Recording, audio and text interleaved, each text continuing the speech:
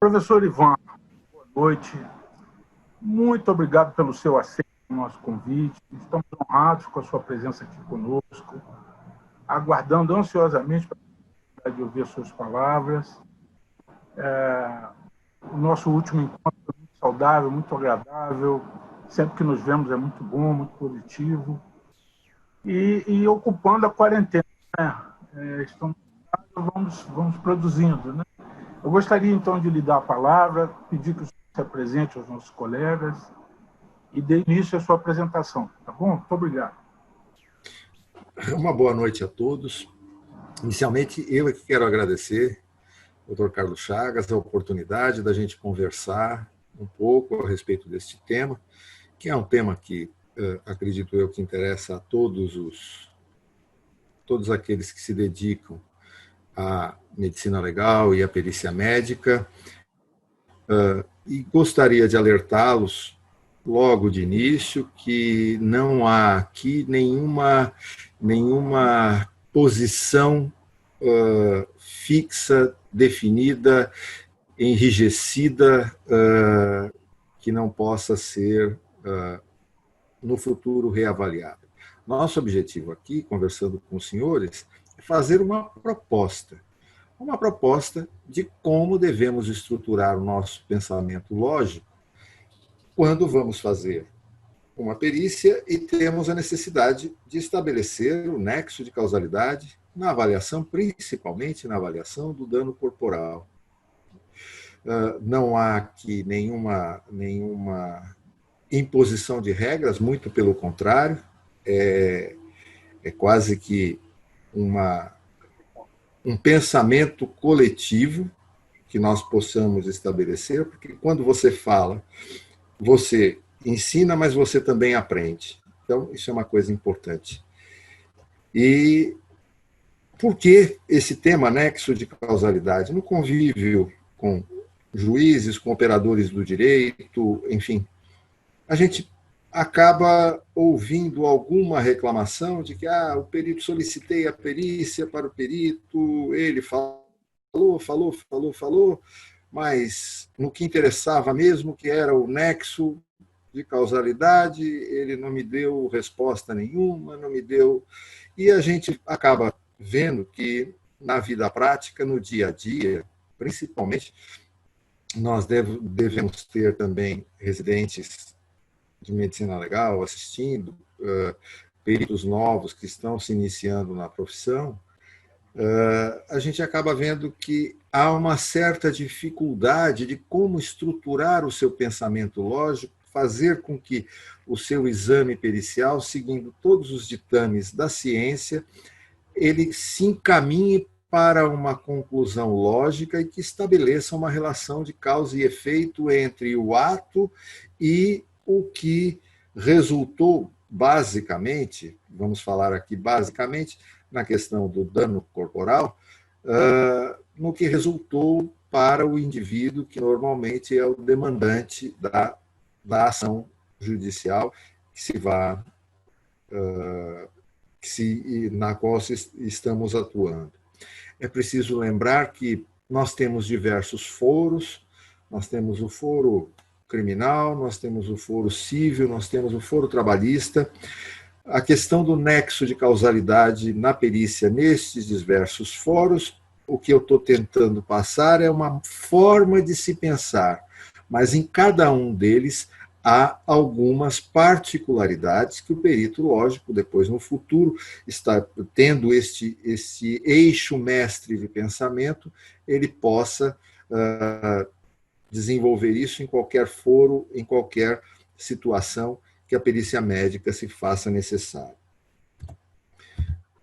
Quando nós falamos em dano corporal, nós temos que falar inicialmente do que é o dano. O que é o dano? Dano é qualquer desordem da normalidade individual do indivíduo.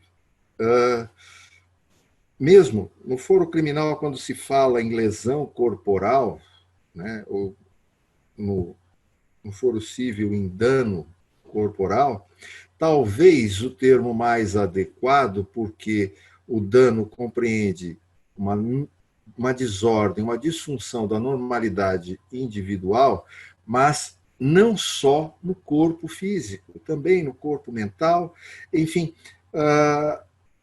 talvez fosse melhor, e eu acho que é melhor, e eu acho que a acepção é melhor, chamarmos de dano pessoal, assim como no foro criminal, artigo 129 do Código Penal, que se trata das lesões corporais. Talvez o termo mais adequado fosse lesões pessoais, porque nós não estamos falando só do corpo, nós estamos falando também de outras ofensas à saúde do indivíduo como um todo.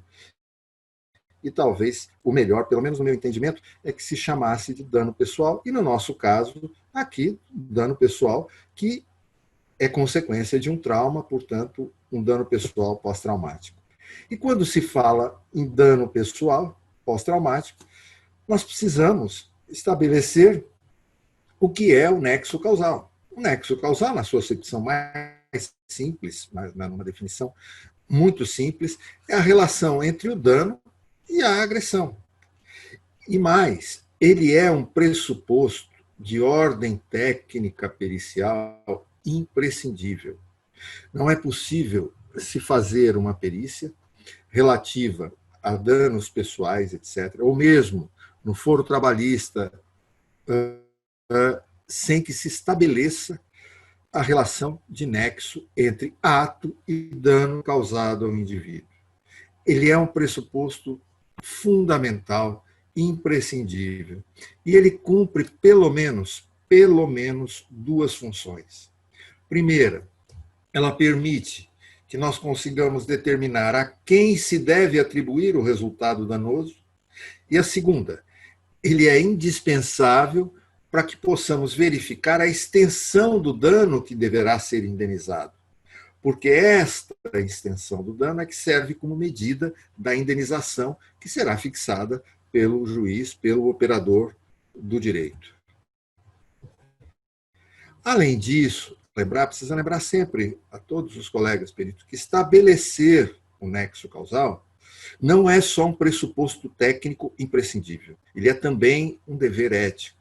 A gente precisa lembrar da resolução CFM do Conselho Federal de Medicina de 2018, que no seu artigo 13 fala que são atribuições e deveres do perito judicial e de assistentes técnicos estabelecer o nexo causal, e aí tem uma série de complementares e tudo, ou seja, é um dever ético também do perito que ele faça esse estabelecimento sempre que possível, no limite do possível.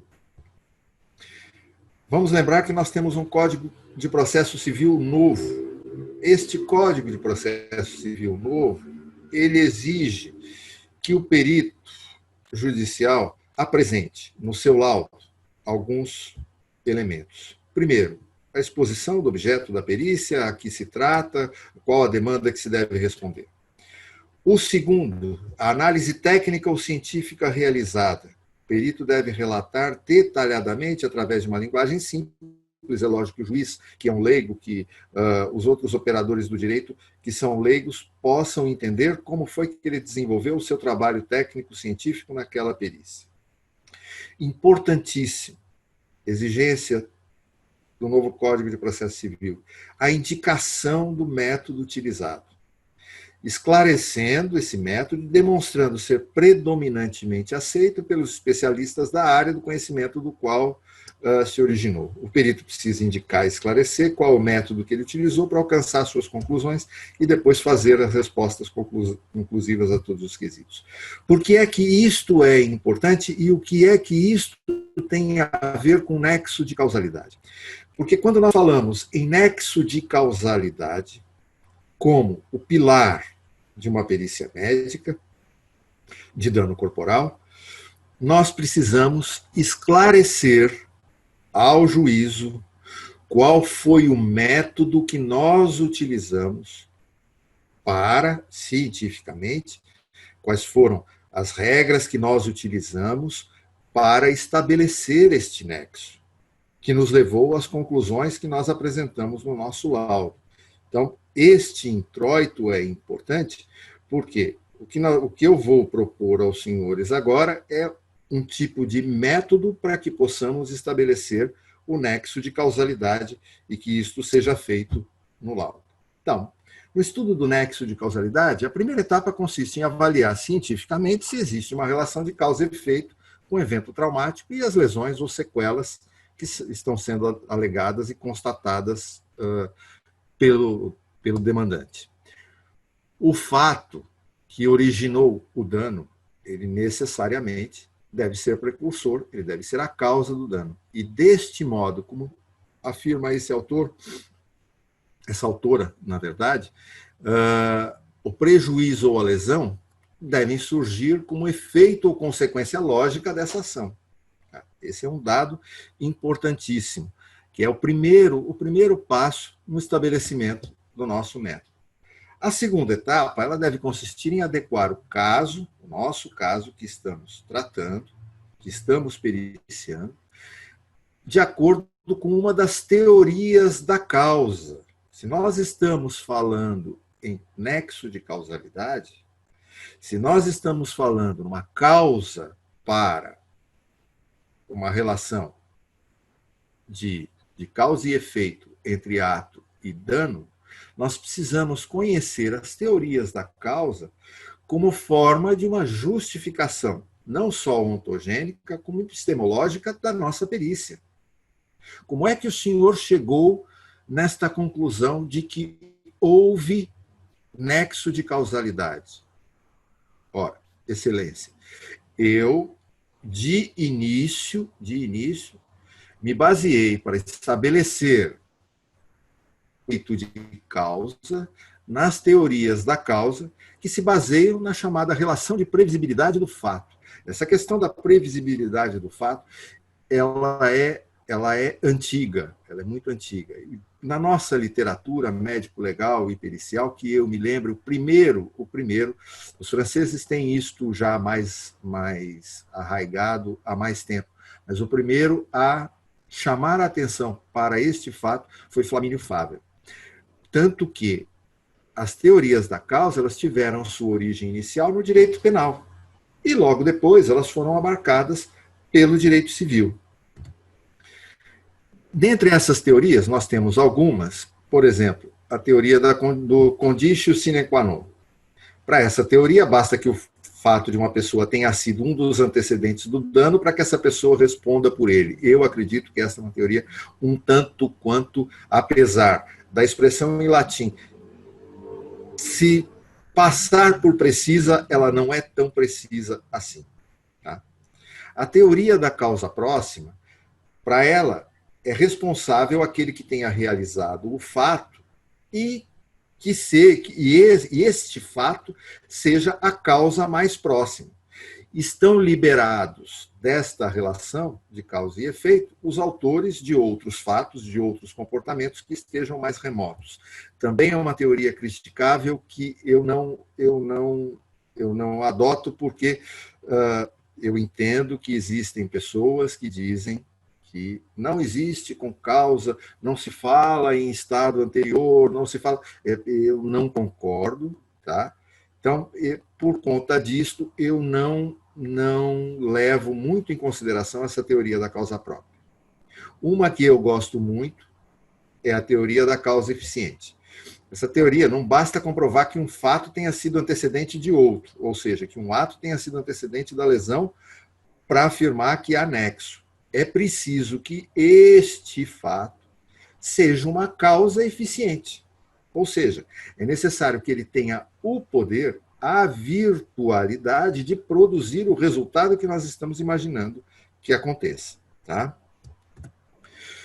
A teoria da interrupção do nexo causal, essa autora ela afirma que é a mais aceita no nosso direito civil, é a que foi mais prontamente acolhida pelo nosso direito civil, que é a chamada teoria da relação causal imediata. Ela pressupõe a existência entre a inexecução da obrigação, ou seja, do ato, e o dano de uma relação de causa e efeito direta e imediata. A interrupção deste nexo, ou seja, nós só não poderíamos afirmar que houve o nexo se, porventura, estivesse envolvido na ação uma causa estranha ao fato. É uma teoria interessante, é uma teoria simples e muito interessante para justificar a causa. No nosso ordenamento jurídico, não me parece que seja a mais aceita. No entanto, no ordenamento jurídico em Portugal, a teoria da causalidade adequada, e ela é a que eu mais gosto, tá? Ela diz que o dano acontece como uma decorrência natural e razoável das coisas ou do seu resultado mais provável. Ela não exige uma exclusividade do fato condicionante do dano. Ou seja, ela permite que um determinado resultado possa ter várias causas concorrentes, simultâneas ou sucessivas, que nós, em geral, costumamos chamar de concausas ou de causas cumulativas, concausas pré-existentes, supervenientes, presentes, etc., sem que isso diminua ou atenue a eficácia causal de qualquer uma delas. E esse é um ponto importante. Não basta dizer, o indivíduo teve uma concausa, mas ela também, esta concausa, ela também tem que ter o que a teoria anterior afirmava, o poder de fazer, de realizar aquele dano. É uma teoria interessante porque ela afasta as causas fortuitas e de força maior. Afasta todo tipo de atipia, de anormalidade, de imprevisibilidade que possa ter, eventualmente, ser alegado como tendo influência no resultado, no dano. Tá? Então, esta teoria ela busca identificar na presença de uma possível causa aquela que é potencialmente apta ou mais adequada a produzir o dano. Baseado no quê? Baseado num critério de previsibilidade que a gente já falou antes. Ela significa que não devem ser considerados todos os antecedentes históricos à produção do dano. Eu não posso pegar tudo o que aconteceu com um periciando desde o nascimento dele. Tá? Mas aqueles que, segundo o que é esperado dentro daquela situação, sejam aptos para, por circunstâncias extraordinárias, possam ter eliminado.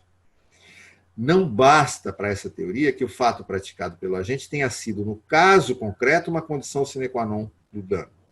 É imprescindível ainda que, em abstrato, e aí a gente tem que fazer um exercício mental, o fato seja a causa adequada para aquele dano. Tá? Então, como método, certo? Essa teoria ela é extremamente interessante, porque ela nos leva a fazer uma realização de um juízo de probabilidade. Ou seja, diante de uma pluralidade de causas, de motivos, etc., etc., etc., nós fazemos a indagação de qual todos esses elementos que nos estão sendo apresentados, nós podemos considerar que seja o mais apto para causar aquele resultado danoso. Tá? Respondida essa primeira pergunta, qual é o mais apto, aí nós precisamos questionar se esta causa ela pode causar dano da maneira como nós estamos julgando, segundo as leis naturais, sem nada de extraordinário, sem nada de muito imprevisível que possa acontecer no ato. Esse é o chamado juízo de probabilidade, que é realizado em abstrato. É necessário que nós, e passemos isto para quem vai julgar também, isso na nossa análise, retroajamos mentalmente até o momento da ação ou da omissão, para saber se esta era ou não uma causa adequada para produzir o dano. Então, como método, quando vamos descrever o método para o juiz, no nosso entendimento, e veja, isso é uma proposta, isso não é uma, vamos dizer assim, é como eu faço, tá? No nosso entendimento, eu acredito piamente que a conjugação de duas dessas causas que eu citei para os senhores, a teoria da causa eficiente e a teoria da causalidade adequada, ela me dá um substrato científico sólido e robusto para o desenvolvimento da minha perícia, para o estabelecimento do nexo de causalidade. Tá? A teoria da causa eficiente, que é necessário que o fato tenha por si mesmo o poder de produzir o resultado que eu imagino, e a teoria da causalidade adequada, que exclui os desvios fortuitos, tudo que é extraordinário, imprevisível e anormal, e me mostra qual é a causa mais apta a produzir aquele resultado. Esta conjugação é como eu tenho que estabelecer o meu pensamento lógico, o meu pensamento para aí investigar o que me está sendo apresentado, investigar através da perícia o que me está sendo apresentado, se é realmente uma causa eficiente para produzir aquele dano e se é apto e é adequado para produzir aquele dano sem nenhuma interferência outra que seja extraordinária, imprevisível e anormal. Então, só que nem sempre as coisas são tão simples. Os senhores são peritos, os senhores sabem até melhor do que eu. Né?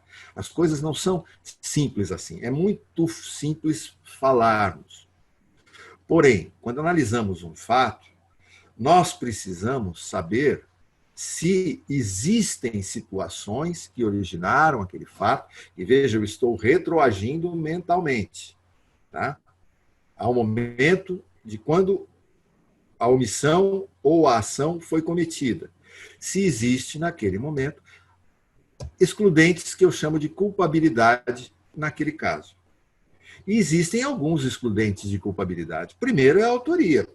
Nós podemos demonstrar que o acusado não é o autor da ação. Certo? Ou pode ter havido, e aí eu estou usando a teoria da causalidade adequada, a ocorrência de caso fortuito, ou um fato de terceiro, seja ele particular ou de Estado, ou um fato da própria vítima. Por exemplo, vou dar um exemplo nas ações, nas perícias realizadas na Justiça do Trabalho.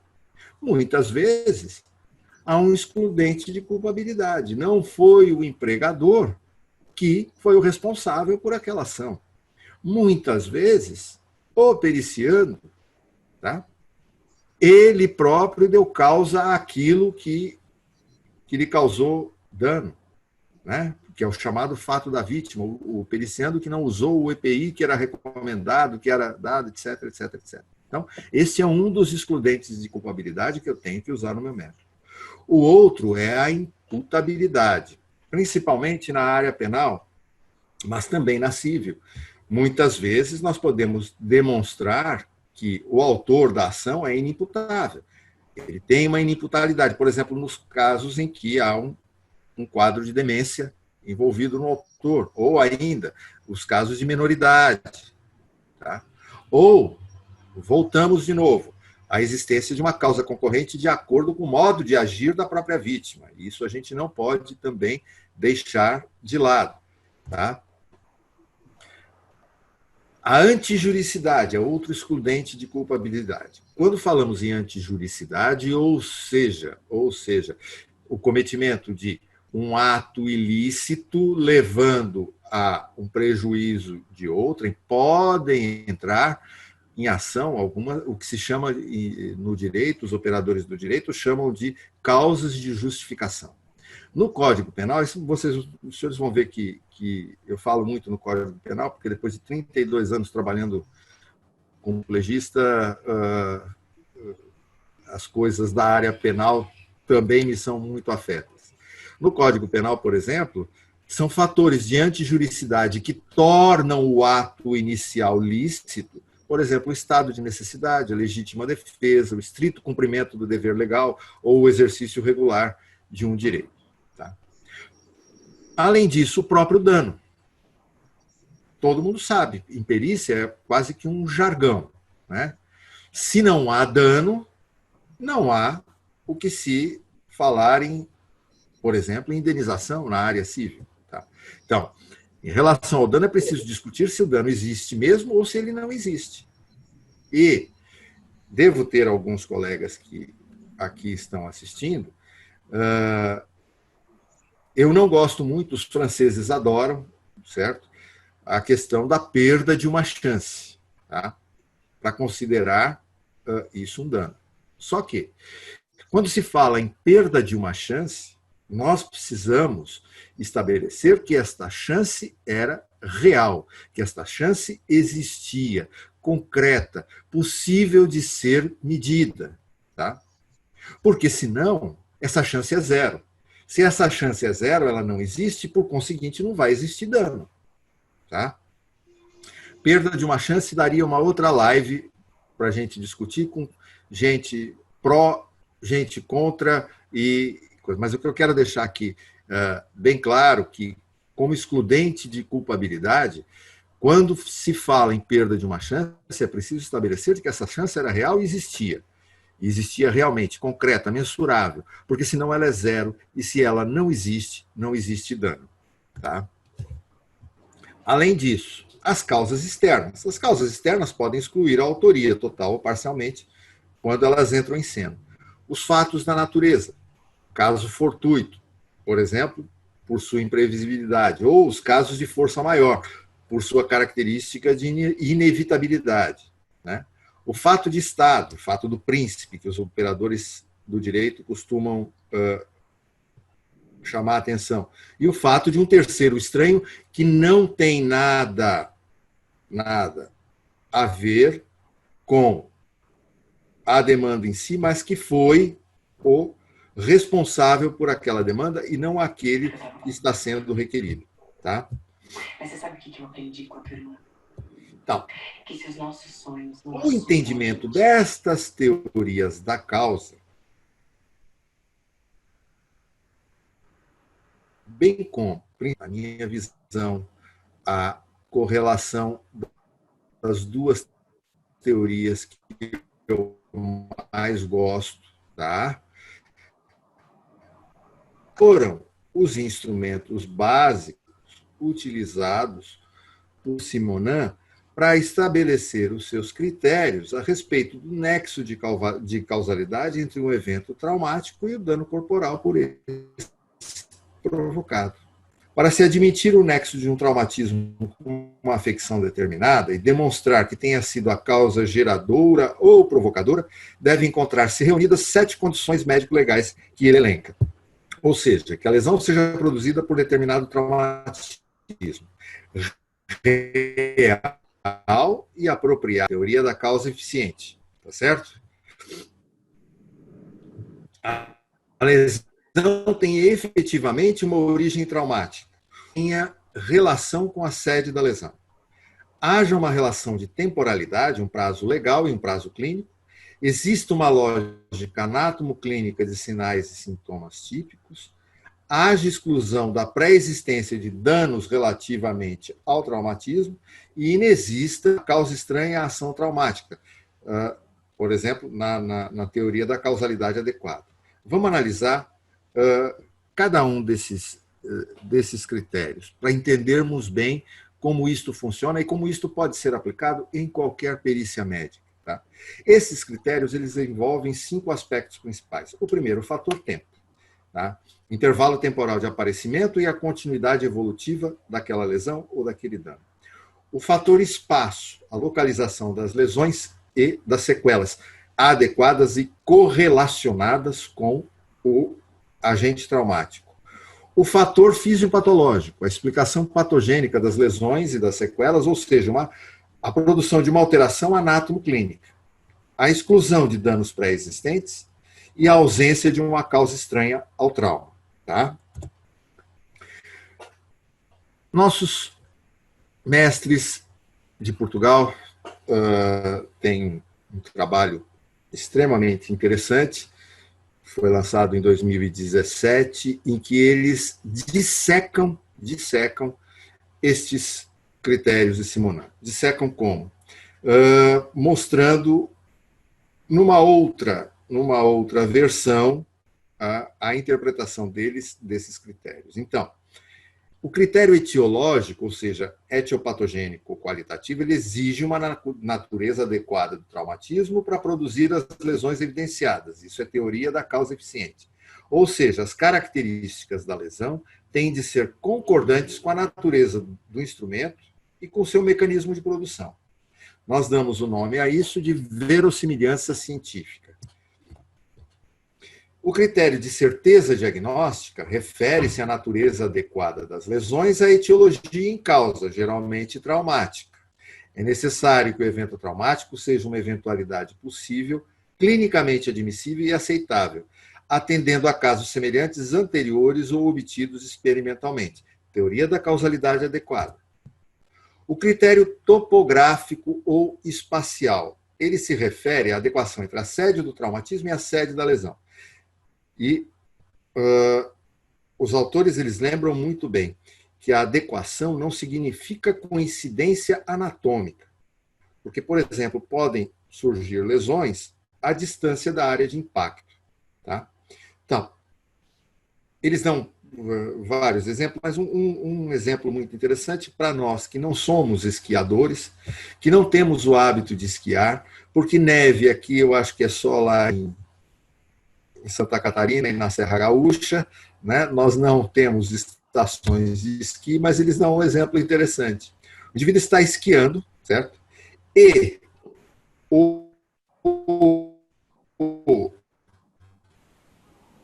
aquele vareta que eles usam para imprimir velocidade trava no chão. Trava a vareta, o indivíduo sofre uma torção e uma fratura espiralada, por exemplo, da tíbia ou da fíbula. Veja, o trauma em si, se formos falar em lesão, o trauma pode ter sido o pé que ficou preso e a fratura se deu no topo da tíbia, no platô tibial, uma fratura espiralada. Tá? Então, não precisa ser necessariamente haver a correlação entre o local do trauma e a lesão. Tá? Isso é uma coisa importante.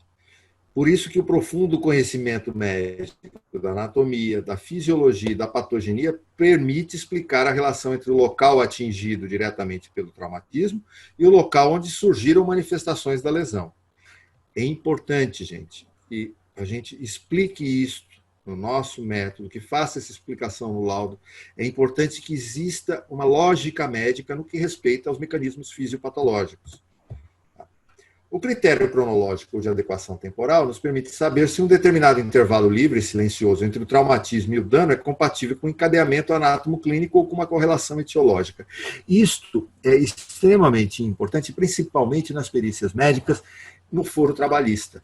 Muitas vezes, o indivíduo passa um bom tempo na firma, é mandado embora, e aí, depois de um certo tempo, ele entra com uma ação judicial contra a empresa, enfim, alegando que lá atrás ele sofreu um acidente assim, assim, assim, assim, assado. Então, o critério cronológico ou adequação temporal é importante para que nós possamos saber se esse intervalo silencioso entre o traumatismo e o dano é compatível com o encadeamento anátomo-clínico ou que haja uma correlação etiológica entre os fatos. O critério de continuidade sistemática e encadeamento anátomo-clínico completa o anterior, uma vez que exige a presença de uma continuidade sintomatológica ou de uma sucessão de fatos fisiopatológicos que torne plausível e aceitável uma cadeia causal, desde o traumatismo até a última expressão do dano. Tá? O critério da integridade prévia ou de exclusão da pré-existência do dano relativamente ao trauma, em consideração a integridade pré-existente da estrutura ou funções radiológicas antigas, deverá ser excluída do dano pós-traumático recente. Tá? E, por fim, o critério de exclusão indica a reação de uma estranha ao traumatismo. Por exemplo, de um outro traumatismo criando patologia própria e posterior àquele em causa, sem que se possa apreciar nenhum de causa e efeito entre eles. Esse último critério completa o primeiro que nós falamos da verossimilhança científica. Partes psíquicos ou emocionais. Tá? E é um critério que, no domínio dos traumatismos psíquicos ou emocionais, muitas vezes nós temos muita dificuldade para estabelecê-lo e para excluí-lo, como uma causa estranha ao traumatismo. Tá? Então, deixar bem claro que nem sempre é muito fácil aplicar esse critério, tá?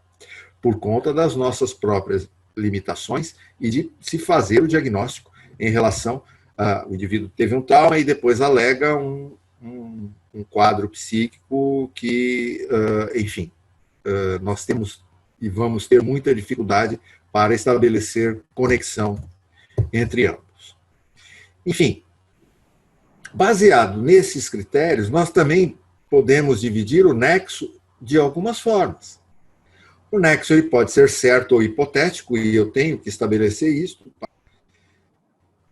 Certo, quando eu tenho a teoria da causa eficiente, da causalidade adequada muito bem estabelecidas e a relação é muito clara, muito nítida, ou seja, o sujeito levou uma pancada com um instrumento contundente no braço e tem uma fratura de rádio, uma fratura de ulna, ou, enfim, uma fratura de ulna. Tá? O nexo também pode ser direto ou indireto. E nós já mostramos que, eventualmente, embora seja mais difícil estabelecer nos casos de nexo indireto, principalmente quando se fala em lesão na esfera psíquica, na esfera mental, decorrente de um traumatismo. Mas é preciso lembrar que ele existe. E total ou parcial. Total ou parcial. Total quando o nexo é muito bem estabelecido. Agora, parcial quando várias causas podem, e aí é por isso que eu digo que não se pode a priori excluir o papel de com causas pré-existentes, supervenientes ou presentes, porque no estabelecimento de um nexo parcial, muitas vezes o dano, nós podemos e devemos classificá-lo como um nexo parcial, porque ele pode ter sido agravado, etc., etc., etc., por diversas.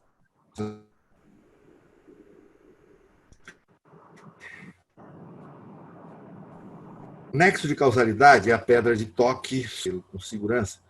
Pode constituir uma tarefa complexa. Pode, 90% das vezes, é uma tarefa complexa estabelecê-lo com muita segurança. Podem surgir situações de conflitualidade e até de litigância entre as partes intervenientes. Os senhores já devem ter experimentado isso. É preciso lembrar que cada caso deve ser avaliado separadamente em todas as suas particularidades. O juízo de nexo deve ser firmado pelo perito baseado em fatos concretos, ainda que eventualmente seja necessário algum grau de abstração para retroagir ao momento da ação, quando se utiliza a teoria da causalidade adequada. O que eu quis mostrar aqui para os senhores é que eu não estou dizendo que isto que eu falei aqui é lei. Eu estou propondo aos senhores um método para se pensar e um método para se atuar. Sabendo que meu fim último, meu objetivo, na minha perícia, é estabelecer um nexo causal entre o dano e o ato, que provavelmente pode tê-la causado. Tendo isto em mente, eu proponho aos senhores que, como método, escolham uma teoria de causa. No meu entendimento, eu já disse para os senhores quais as que eu considero mais razoáveis de se utilizar, tá? E baseado nisto, baseado nos critérios de Simonin e nessa dissecção dos critérios de Simonin feitas pelo professor Duarte Nuno, pela Carolina Oliveira, pelo professor Francisco Corte Real, que os senhores cheguem cientificamente o mais próximo possível da verdade de estabelecer o nexo de causalidade entre ato e dano, sabendo de antemão que é uma situação complexa e sabendo de antemão que cada um de nós tem um método próprio. Ou, muitas vezes, o que nós não conseguimos é explicitar, e nem sempre, nem o meu método pode não ser melhor do que o do Fausto, pode não ser melhor do que do Dr. Carlos Chagas, pode não ser melhor do que o da Júlia, veja, mas a gente ter pelo menos uma coerência nas nossas ações científicas, certo? Então, a correlação entre ação ou omissão e com causas existentes, pré-existentes ou supervenientes, bem como análise do estado anterior da vítima, deve ser muito criteriosa, deve ser realizada com rigor científico, muito bem justificada pela perícia, a fim de fornecer a quem vai julgar um subsídio concreto das possibilidades existentes dessa interação. Senhores, eu gostaria de agradecê-los, agradecer ao Dr. Carlos Chagas pela oportunidade e estou aqui à disposição para trocarmos ideias e discutirmos o assunto e, eventualmente, nos aprofundarmos no assunto. Professor, a aula é muito objetiva e esclarecedora sobre vários aspectos. O senhor fez algumas provocações, né? Eu estava aqui refletindo sobre a necessidade e do reconhecimento do estado prévio do indivíduo e o uso da fisiopatologia para a determinação do nexo. Essas informações norteiam muito a minha atitude enquanto perito, especialmente na trabalhista e na civil. Consigo ver algumas figuras. Dr. Carlos Coelho, meu grande mestre, está assistindo. Aprendi muito com esse senhor que aí se encontra. Dr. Carlos Coelho é uma sumidade em medicina legal. É um professor de todos nós, um mestre de todos nós aqui em São Paulo. Sempre.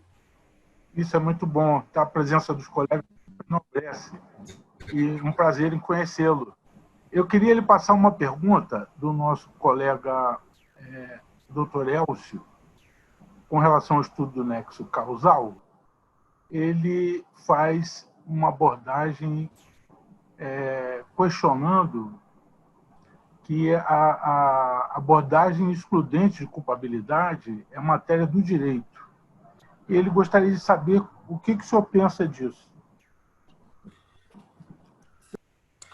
Alguns peritos ao estudar o nexo de causalidade em acidentes de trabalho restringem-se apenas a relacionar as lesões ou sequelas com determinado evento traumático sem abordagens excludentes de culpabilidade. Alegam que isso é matéria do direito. Não. Eu não Elcio, não é. Veja, medicina legal e perícia médica, doutrinariamente, eu gosto muito do professor Nério Rojas, da Argentina.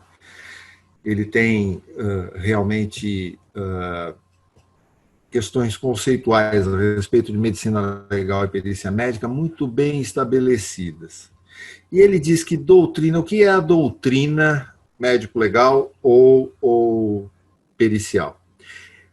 Para ele, a doutrina é a interpretação da lei escrita sob o ponto de vista médico.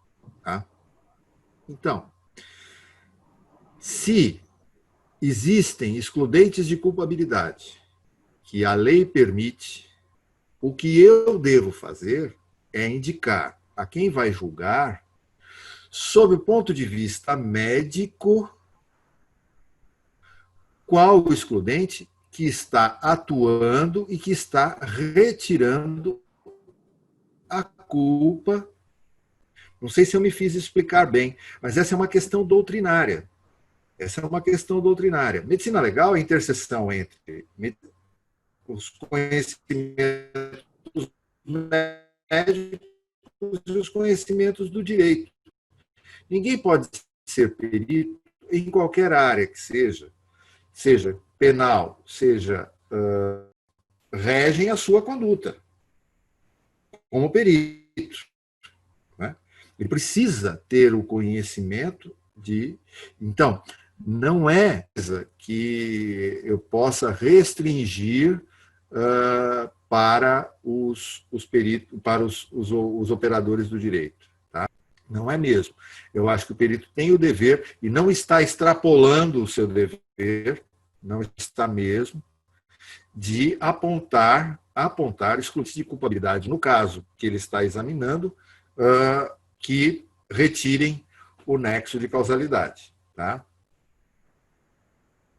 Parte da pergunta, se o perito identificar a ausência de nexo de causalidade, é necessário aguardar a evolução das lesões para sequelas para valorá-las. Se não há nexo, não há que se avaliar o dano, não é mesmo? Sem dúvida, sem dúvida. O ideal, Elcio, pelo menos no meu ponto de vista, o ideal é que a gente sempre, seria a situação ideal, vai? De nós examinar casos em que as lesões estão consolidadas.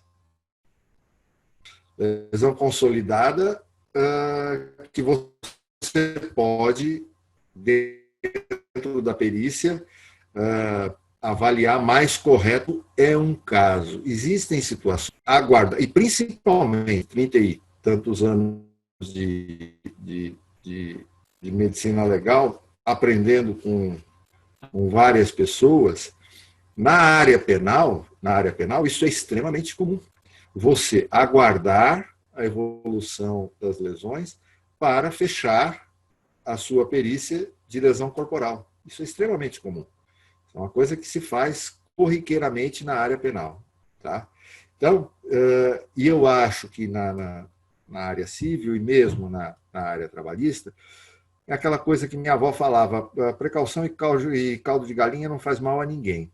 O ideal, volto a repetir, é a lesão consolidada. Porém, existem situações que eu acho que você tem que aguardar sim.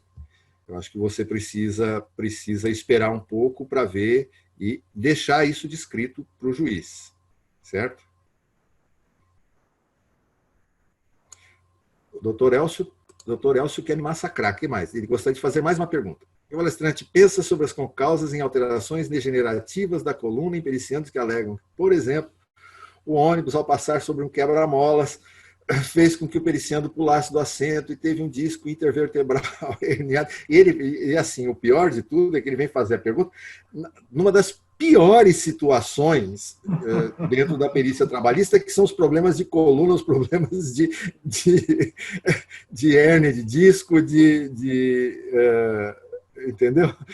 É um problema seríssimo. Veja, Elcio, o problema por si só, tá, da hérnia já é problema. Ao fazer essa pergunta, você já sabe muito bem disso. Me permita te chamar de você, tá? Me permita chamar de você. Você sabe que o problema por si só, já é um problema.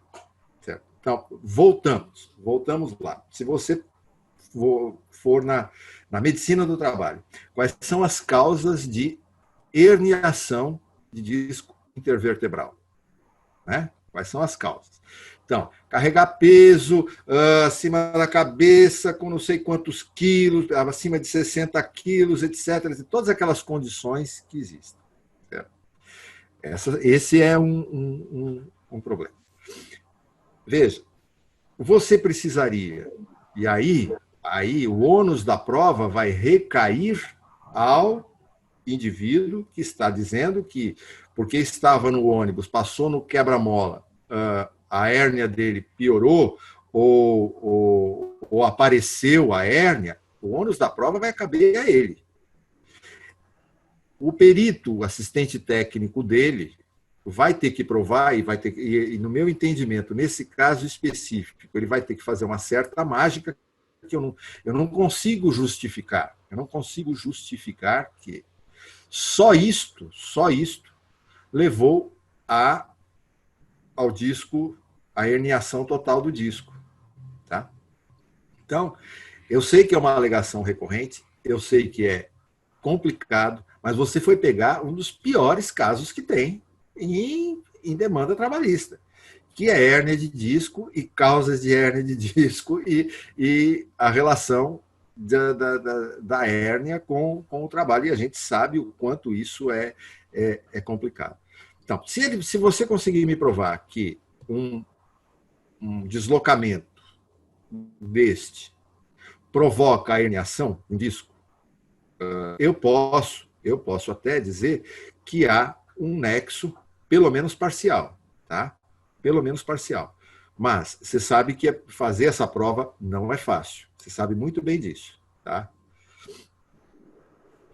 Professor, eu estava me questionando e lembrando de palavras suas. Cada caso é um caso também, né? Sim, cada caso é um caso. Essa análise precisa de aprofundamento no histórico, Exato. na avaliação do periciando, a história prévia desse periciando. Às vezes, eu fico muito em silêncio nas perícias. Quando eu vejo situações como essa, eu faço o seguinte pensamento. Eu tenho 16 hernias de disco. E se o senhor olhar os meus exames, você vai assim, como é que você anda? E as pessoas, às vezes, entram no consultório numa situação periclitante, né? E o trabalho não é castigo, né? É muito complicado exercer sem essa visão mais crítica. Não, exatamente. O ser humano é capaz. E você tem que avaliar uma série de coisas em cada caso, né? Sim. Postural, enfim, tem uma série de coisas nesse. Mas o Elcio queria judiar de mim, porque ele foi pegar Não. Ele escreveu aqui, professor, que pergunta é difícil só para as pessoas com condições de responder. Olha, eu vou deixar uma provocação para o senhor, um convite publicamente para fazermos um webinar sobre a perda de uma chance. Estou muito interessado nessa discussão. Já vivi isso em alguns processos. Foi difícil chegar a algumas conclusões efetivas. E essas lives ajudam no crescimento da gente, né? Não, sem dúvida. Hoje eu aprendi muito com o senhor. Temos aqui a presença de um grande número de colegas. Professor José Franco, o Ney, a Fernando, o Emílio, a Gisele, Marília, o Tomás aqui sempre conosco, Rosane, a Vivian, a Ruth, a Luciana, enfim, já chegamos a 52, agora alguns já vão saindo porque vão descansando, né? E é natural que seja assim. As suas últimas palavras, professor, para a gente se despedir. Respondendo à sua provocação de início, quando você quiser, meu amigo Chagas, falar sobre perda de uma chance, eu tenho vários, não são, vou usar a expressão, não são queridos amigos, são debatedores, alguns deles até aqui assistindo, são debatedores que debatem com argumentos científicos, com lógica, com uma argumentação consistente, que são favoráveis a essa questão, e já tive embates com eles sérios, né? Tenho uma posição a respeito da perda de uma chance, não estou dizer que não existe perda de uma chance, mas existe em situações muito concretas. Isso a gente pode fazer um webinar e debater a respeito disso. De qualquer modo, sempre que a gente fala, a gente aprende. Então, é uma coisa que, assim, a gente está aprendendo, é um contínuo, né? Tem pessoas aqui, como eu já disse, que me ensinaram bastante. Me ensinaram quando eu era jovem e impertinente, certo? O doutor Coelho sabe disso. Uma pessoa que, na época que eu era jovem e impertinente. Hoje em dia, eu aprendi, você vai ficando velho, né? Você vai ficando mais velho, você aprende a não ser mais impertinente, certo? Mas você não perde a questão de debater e de exprimir o seu ponto de vista. Eu acho, Chagas, que essa sua iniciativa é extremamente importante para todos nós. Você está de parabéns. Eu acho que quem faz perícia médica, a gente precisa evoluir e evoluir bastante. Nós temos que evoluir. Eu me lembro que num dos primeiros EADs da ABML-PM, que eu fui ministrar aula sobre a perícia nos casos de erro médico, né? E alguém me fez uma pergunta e eu disse que nós precisávamos evoluir, que a medicina legal precisa evoluir, ela precisa, no Brasil, gerar conhecimento próprio, porque nós temos uma realidade diferente, uma realidade muito própria, e nós temos uma casuística imensa, e nós precisamos gerar conhecimento. Nós precisamos ter a nossa doutrina, porque a nossa lei é muito particular. O nosso Código Penal é muito particular, é originado do italiano, etc., o civil idem, mas, enfim, a nossa lei é muito particular, com nuances muito particulares, e na doutrina médico-legal, ponto de vista médico da interpretação dessas leis. Assim nós fazemos doutrina, e nós precisamos criar muita doutrina no nosso meio, certo? Eu agradeço de coração, espero ter colaborado com todos, agradeço a presença de todos, vários amigos aqui, doutor Olivério, estou vendo ali, estou vendo vários amigos, doutora Vivian está doutora Vivian, sérios a respeito de perda de uma chance, doutora Vivian é uma delas, mas discussões absolutamente científicas e tudo, porque é uma pessoa que eu tenho maior apreço e gosto muito. Agradeço a todos, me perdoem qualquer coisa, faz parte. Meu amigo Demercindo também está aqui. Professor, no campo das ideias a gente pode tudo, com muito respeito. Sim, exatamente. Com muito carinho, com muita educação. É isso que, com tudo no campo do universo, né? No campo das ideias, as coisas cresçam. Um webinar desse, professor, vai virar uma publicação. Já encaminhamos para a revista com impacto razoável, fruto de um debate como esse. Eu espero que seja aprovado e assim que aconteça, vamos divulgar. Professor, num outro momento, entre a gente combinar o webinar. O webinar vai nascer desse bate-papo de hoje. Eu acho que o assunto é muito pertinente e vamos convidar os colegas para participar, para darem seu entendimento, a sua palavra. Mais uma vez, muito obrigado, fundo do coração, pelo carinho e pela participação do senhor, de todos que estiveram aqui conosco. Tá bom? Eu vou encerrar, como eu disse no início, às vezes a gente vai prolongando, fica cansando também, né? E temos que ver a família, ver os filhos. Isso também é muito importante. Meus amigos, uma boa noite a todos vocês. Muito obrigado pela atenção, pela participação. Professor, um grande abraço. Um grande abraço a todos.